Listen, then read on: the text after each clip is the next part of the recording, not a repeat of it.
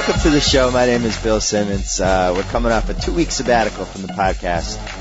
Now we're back every week for the rest of 2007. We have a new name. We have a new theme song. We have some good stuff planned for the next few months. It's going to be fun. Right now I'm very distracted.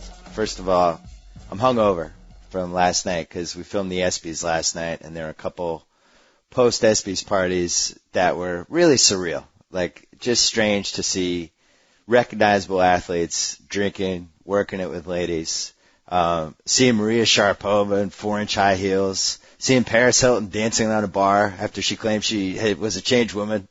It was crazy. And the bottom line is I'm just old, and I just can't go out for that long anymore. I feel it the next day. I feel like I'm 57 years old today. The other reason I'm distracted is because every Thursday before the Thursday games start, we have a trade deadline for my league, and you can't trade for that week until the next week. So because it was All-Star break, we have a bunch of trades flying around and rumors and offers. I'm taking phone calls. Yesterday I was stepping out of the ESPYs to take calls. It's really insane, and I have no defense whatsoever for the fantasy baseball thing, but you have people who are at work allegedly doing their jobs, frantically emailing each other, trying to top offers. There's really nothing like it, and I can't defend that either. So anyway, I'm distracted, and I'm going to be glancing at my BlackBerry during this entire podcast because I'm trying to get Andrew Miller of the Tigers from one of the guys who's competing, and we're going to see if that works out. Maybe I'll update you as the podcast goes along. Let's get to this week's guest. He's the host and executive producer of Jimmy Kimmel Live. He's hosting the ESPYs with the global icon, LeBron James, on Sunday night. And he's the man responsible for breaking my mother's heart when he convinced me to move to California. Jimmy Kimmel, welcome to the show. I'm sorry to your mother, and I always forget I'm the executive producer until somebody mentions it like that. I thought it sounded more professional if I threw that in. It does. It makes it seem like I'm really doing something here. Last night was your first chance to host a completely contrived award show. How did it go? No, I've hosted completely contrived award shows before. Which ones? Well, there's the American Music Awards. Oh, come on, that's a legitimate show. How's it? I don't understand what makes one show legitimate and what makes another one not. I mean, like would you consider the Golden Globes a legitimate show? Well, that's an excuse for people to drink. But we know, though, that the reality is that there are a bunch of, foreigners, people, like some Swedish guy who is a bike messenger, voting on this thing, and that their opinions really are, who cares, Yeah. Well, but at least this one, at least there's some, with acting, it's weird that at least with this one, there's some sort of physical achievement there. Yeah, and I like how some of the awards also could be double as the awards in the porn awards. What do you mean by that? Well, you could have best male, best female. It is weird that because it makes it sound like they're talking about horses or something. It's like best male, and I think I corrected it accidentally last night when I mentioned it as best male athlete, but best male, it's weird. Yeah, and then they have best international male, and you think like Rocco Siffredi is going to be one of the nominees. Yeah. My personal highlight after the show, LeBron and Maria Sharapova were standing outside of LeBron's dressing room, and LeBron has always had a thing for Sharapova. He's talked about it. So he convinced her to take a picture, and they're standing there posing, and LeBron's buddy couldn't figure out how to use the camera. Uh-huh. And they're just standing there awkwardly for like a minute. And it was just like real life, only it wasn't anything close to real life. Only taller? Maybe LeBron's smarter than you think, and maybe that was a scheme by his buddy so he could sit there with his arm around Sharapova for a longer time. Oh, that's interesting. I didn't think of that. What was your favorite backstage moment? My favorite was LeBron and I were on stage. We're in the wings, kind of at during the last moments of the show, and people were dancing around. These dancers were dancing around the audience. And I bump LeBron. I'm like, check out Vince Young. And he starts cracking up because he was watching him too. Vince Young was checking out every dancer as she danced by, And, and he seemed to be there with a girl on top of it. But he was trying not to be obvious, but it was very, very obvious. And of the 3,500 people in the audience, both LeBron and I zeroed in on him. Oh, yeah, a lot of those athletes were in heat last night. You could see it. Yeah, well, who can blame them, No. I certainly can't. You know what else was interesting? Was, and unfortunately I can't share the names here, but finding out the inside gossip about which feuding athletes wouldn't sit near each other in the audience. How like certain people had to be on opposite sides. I know. Why can we not say who they were? Who that is? Why don't you say it so I don't get in trouble? Okay. Well, I mean, the story. You never know with these things if they're true. The story is that like Ben Roethlisberger doesn't like Peyton Manning. No, doesn't like Matt Leinart, or right. vice versa. Yeah. I'm not sure. Maybe there's something Peyton Manning and Matt Leinart don't like each other. Yeah, it seems like nobody liked Matt Leinart except you. I guess not. I like him. Yeah. And I tell you what, I'd never met Peyton Manning before, but he's a very nice guy. I know, and wait, actually, I want to follow up on that, but give us more names so I won't get in trouble. You have to do it. I don't remember any of the other ones. What else was there? Give me a hint, and I'll say tennis players, female. Oh, Sharapova and somebody else? Yeah, and Serena. Oh, yeah, and Serena. Yeah, they had to be on opposite sides of that makes sense, though, because, I guess it makes sense for the quarterbacks, too, but, they're opponents, and tennis players never really seem to have much love for each other in general. Yeah, they're like natural enemies in the wild.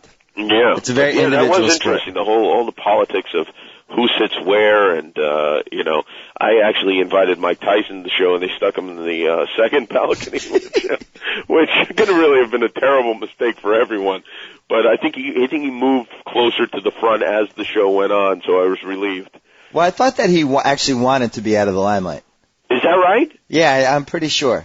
I'd like to just hear him say the word limelight. I don't think he's capable at this point. I want to be out of the limelight. You shot a tape piece with him that's really funny for the show on Sunday, and we got to spend a few hours with him. Where do you see his life heading in the next 5-6 years? I don't know. I hope it goes well for him. I really do. I know he's taking his rehab very, very seriously. I mean, very seriously. And he seems to be in a pretty good frame of mind right now. Although he did seem like a little bit depressed to me, but I don't know what he will do next. But I do think he's a guy who's probably been abused in various ways throughout his life by these managers and right. people taking advantage of him financially and mentally, and I like him. I feel sorry for him. I really do. Yeah, I would have used the word saddening. There's something sad about watching him. First of all, it seems like he's on a lot of medication, like whether it's antidepressants or whatever, and he just kind of seemed a step slow. And just kind of beaten down. Yeah, sluggish. And he's also heavier than, he used to be. Like anybody who thinks Mike Tyson is fighting anytime soon, do not wager on that bet. Because, I don't see him coming back anytime soon. But it is, I was thinking about him last night when you went in your dressing room and how this guy was like, the biggest guy.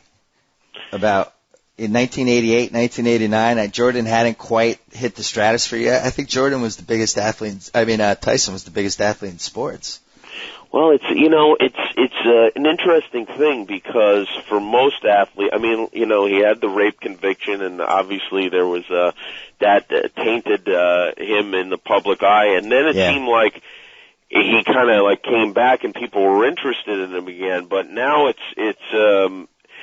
strange. I mean, he does not get the same kind of respect, or I don't know what word you want to use exactly, but he doesn't seem like he gets the same thing that other athletes who accomplished as much as he did and were as popular as he was.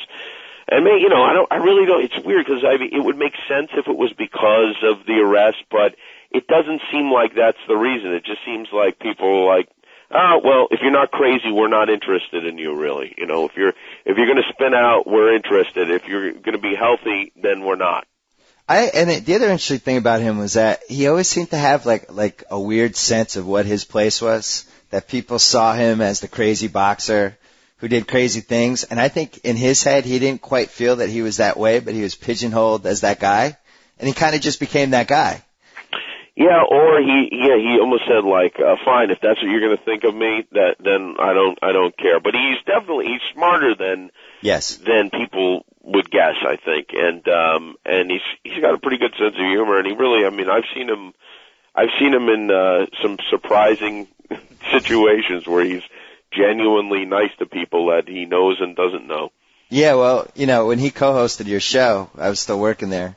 And it was really one of the most memorable weeks of my life. Like it was. Mine too. It was really, especially that first night. I had no idea what to expect. Yeah. I had no idea if he was going to think it was funny or he's going to get mad. And just flashing through my head was, is this a guy who bit someone's ear off? Not just once. I mean, it wasn't just like there was a sudden snap and he bit the ear. He went for the second ear. Yep. He's hungry. When you go for the second ear, that's a major move. The second time. I think he wanted to escalate it. I the first ear I think wasn't a strong enough statement for him. I just thank God Evander Holyfield doesn't have more ears. Who knows where it would have led? Tell the Alan Landry story from when he co-hosted. It's not really a story as much as it was like it's like being in the middle of a dream. Where Alan Landry came on the show and she was just she's just ridiculously hot. I mean, not that she doesn't look hot in TV or magazine, but in real life, it makes you want to strangle Mario Lopez to death. I mean, but you could cheat on her. I don't know why. Anyway, but she comes on and he was fired up. I mean, he got a look at her and, he just was fired up and, he could barely contain himself. And I started to get worried that he was, I don't know, that he was going to grab her and then we're going to have the first televised rape. I didn't know what was going to happen. And I remember looking around my desk and thinking, if I have to stop this, how am I going to handle this? I mean, my security team is a 73-year-old man and, some like a 112-pound illegal immigrant. I'm not going to get any help from them. And I remember looking at the phone. I had those big, heavy, old-time phones on my desk and thinking, I'll pick this up and hit him on the head. And he's pawing at her. Him for just long enough that we can get away. He was pawing at her, remember? Yeah, it was almost like watching a giant dog pawing at like a piece of beef or something. It was like of Mice and Men. Yeah. Yeah, that was a weird one. Yeah, definitely. And then my other big memory from that week was just being on the roof in Harlem with your Uncle Frank and him as Tyson showing us how to fly pigeons. Yeah, that was a very it was amazing. That piece I was transfixed by it. I mean, it was definitely a different side of Mike Tyson. It was transfixing to be there and scary because there was a roof involved. A 5-story drop to anybody's death, and you had Tyson who nobody really knew what kind of state nobody of mind had met him. That was the first time you guys met him. And, I mean that was a great piece. We should put that up on YouTube or something. It's been a we long should time. Actually. I would like that. What else was interesting about last night's show? We all went out to dinner after, and LeBron was at the same restaurant, and you actually had a bigger entourage than LeBron. Is there a white entertainer with a bigger posse than you? It's ridiculous. It really is. We had my parents were there, and my brother, my cousin Sal and his wife, and you and your wife, and just a lot of people. And then it got bigger as we went to the party because people we didn't know decided to join in, and I didn't have the heart at the door, even though they're like, who do you know and who don't you know? And then I have to be the one that stands there and goes, all right, this guy doesn't get in, this guy does get in, it was a horrible position for me. I really wanted to go right home. Yeah, that's like your worst nightmare. But, well, the other thing is we had Carson Daly's new agent was there, and everybody was excited about that. That's right, too. James Baby Doll Dixon. Yeah. That's right. Carson was with us, and, that's a long inside story, but it was funny. Yeah, that sure is. Getting back to Peyton Manning. Job. You know what? I hate working these award shows because you have in your mind, you have people that you like and you don't want to meet because you don't want to find out they're a bad guy. Yeah. And then you have people that you don't want to like because it's more fun not to like them. And when you meet them, they're a good guy. And for me, Peyton Manning, I hate the Colts, always root against him, always say he doesn't come through in the clutch. And then to meet him and see what a gracious guy he was. He's taking pictures with everybody. He's just he's like funny and engaging. Yeah, he was much friendlier than I would have guessed. Yeah, and actually more charismatic than I would have guessed. Yeah. His wife was nice too. I'm very mad that I met him, and I'm going to have it somehow digitally erased from my brain, the entire experience. Well, maybe if they put you on the show Heroes, you can have that Haitian guy take the memory out. It'll be fine. Who, out of the people you've met, who's like the person that you wanted to not like, but you ended up liking, and vice versa, the person you thought you would love and you didn't like? You mean of everyone or of the athletes?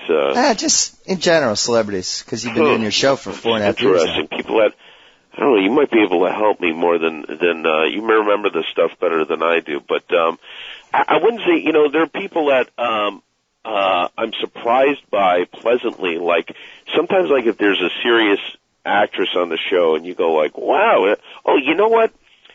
I mean, not that this is a person I didn't think I would like, but Cameron Diaz is, like, so over the top, like, nice and game and, like, to, do everything we wanted her to do, she did. She came a few hours early before the show to play touch the head against me, and right. She really, like, I mean, it was just like, wow, this is unbelievable, Well, and you've been in a different place, because in the first year of the show it wasn't doing that well. Now it's doing pretty well, and the celebrities, I remember there was a time when we were scrambling for guests and all that. You must feel a lot more comfortable about how things are going now, right? Yeah, well, I feel definitely. I mean, a lot of it's just time and, people coming on the show and having good experience and then wanting to come back. And, the first year people were terrified. I mean, like you mentioned, Mike Tyson was a co-host. We couldn't book guests because we wouldn't have the co-hosts booked far enough in advance. We had to get somebody to give up a whole week. And what would happen is the publicist would see Mike Tyson and go, well, listen, I'm not putting Ashley Judd on a couch that potentially is going to house Mike Tyson, I guess it makes sense from their standpoint, but it was something we never really thought about.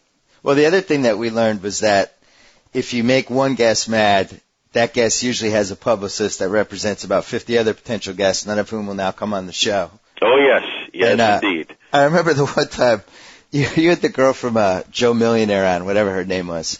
And, there was a girl on Joe Millionaire? Yeah, it was with one of the girls she was like in the final two. Uh-huh. And we ran a couple mean clips, and you were kind of making fun of her, and she was crying after. She was? Yeah. And we were like, screw it. Who's that girl? Meanwhile, we don't realize, like, she has this PR firm that handles 65 other guests or something, and all those guests would now not come on the show. But there was a lot of trial error those first years. It really is. The way late night television is set up is just a nightmare. It really is. You have to be nice to everyone at all times. Well, then the other weird thing is, your show comes on. It's the show that we spent 2 months working on that. Until about the 18-month mark, didn't even really turn into the show that it looks like now. But you premiere the show and people watch it one time, and then they judge whether they're going to ever watch the show again by that one time. It's kind of a weird thing, It's funny, but most of those people are probably not late-night TV viewers in general, so you're probably not going to get them anyway. But I always think, and I think this happened to me last night, is when people come up and go, hey, love the show, and then they go, love Snoop Dogg. It's like, well, Snoop Dogg hasn't been on since the first week of the show, so thanks for tuning in. But the fact, even that you mentioned Joe Millionaire, I mean, that's when I realized how long the show's been on. It's like, when we've been on so long, Joe Millionaire was popular. Like, after we started, Joe Millionaire seems like something that happened in 1991 to me now. I know, and I remember, like, the second week, the first week, I don't think we really ran that many clips at all, where you would run a funny clip and then comment on it. Well, you remember, like, the first several months of the show, I just go out there. I mean, I had kind of an idea of what I was going to do, but really not. I mean, I was just out there talking, and it's now in retrospect, it's just like, it's crazy that we did it like that. There was no plan at all. Well, we also had, probably the worst idea out of all the ideas was to have the staff members as the guest announcers. You'd come out, the nervous staff member who was 90% of the time was terrified. And then you talk to them for the first 4 minutes, and then you do your monologue. Yeah. And then all the research comes back, and they were like, that people are 100% against this.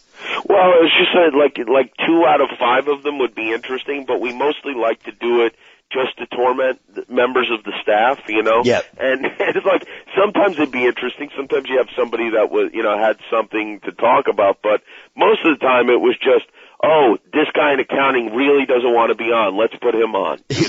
Let's force this guy to be on. And I guess me chit-chatting with strangers is not the ideal way to start a late-night talk show. Well, and we also had to find the balance between how much inside stuff from behind the scenes of the show do you include and how much you don't. Like, we had that thing, your cousin did the the staff update. That was it, yeah. Yeah, that didn't go over well. Yeah, well, Sal, my cousin Sal is really nuts. I mean, really, even today, what goes on with him. But he would do staff update where he would just update people on what was going on with the staff. And like the first time we found out that one of our writers had previously dated this woman who's one of our directors, and the writer was married now and he was pregnant, and Sal made up a story that the woman was demanding that he convince his wife to have an abortion. There's a bunch of crazy, like, inter-office romance things, and I mean, it was like a flurry of lawsuits were threatened the moment that bit aired, and we decided that even though it was funny for the good of the future of the show, we weren't going to be able to do staff update anymore. Yeah.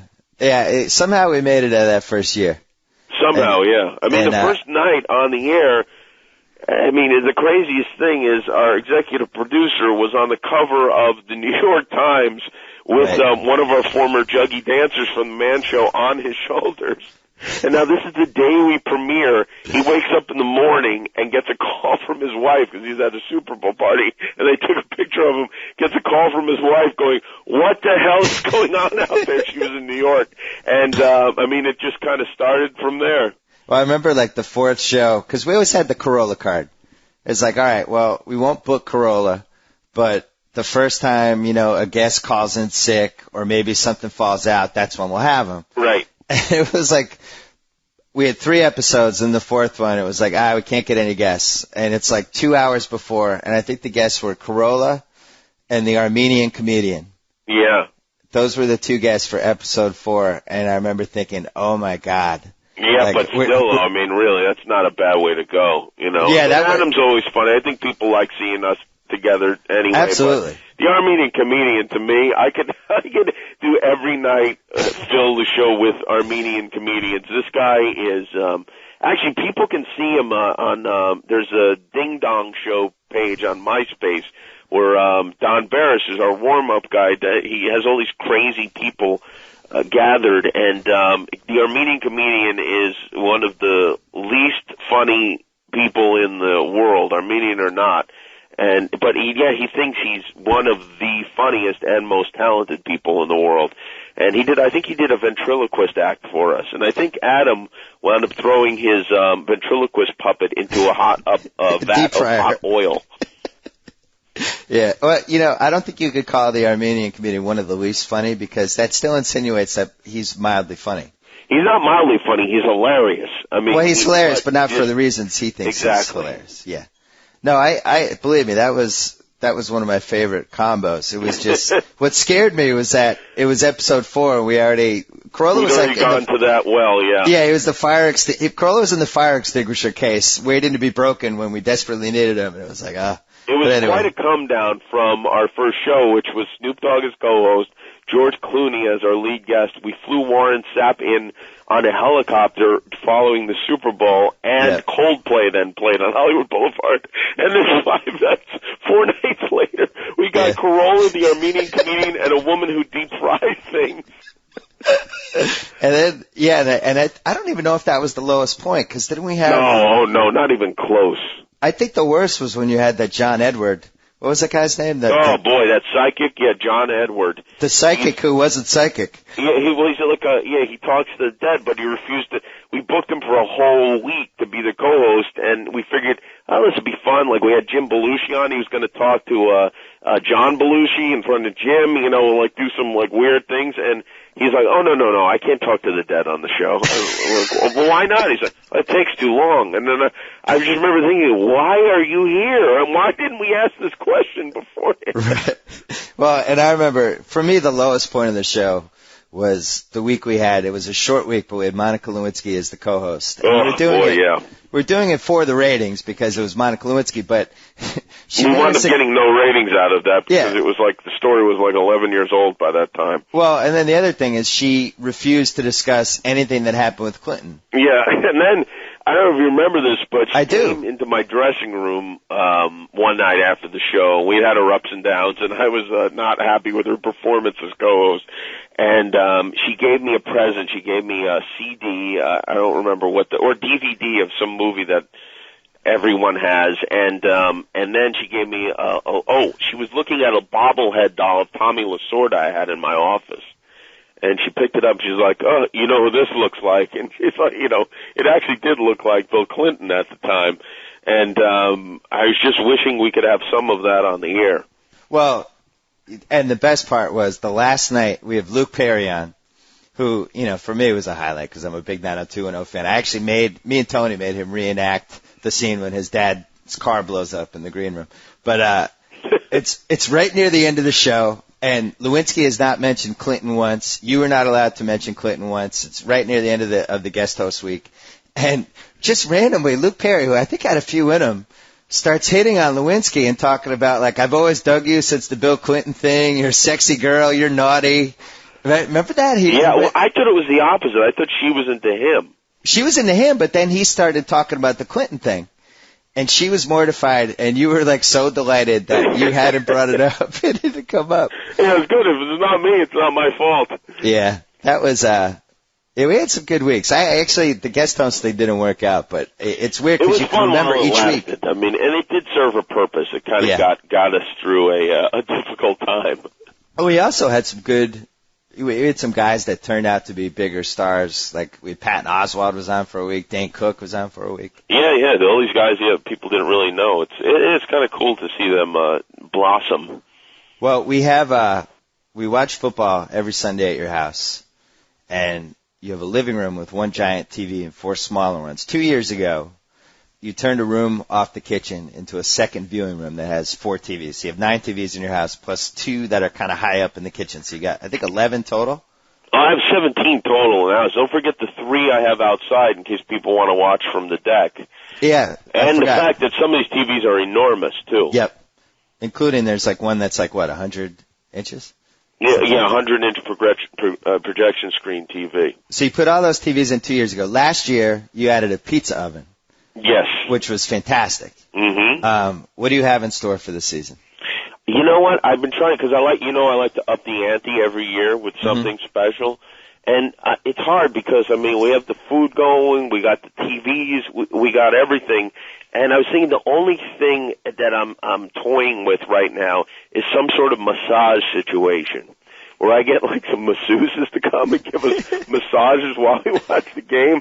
But I have a feeling it's gonna wind up causing more trouble than it'll be worth, because when the women get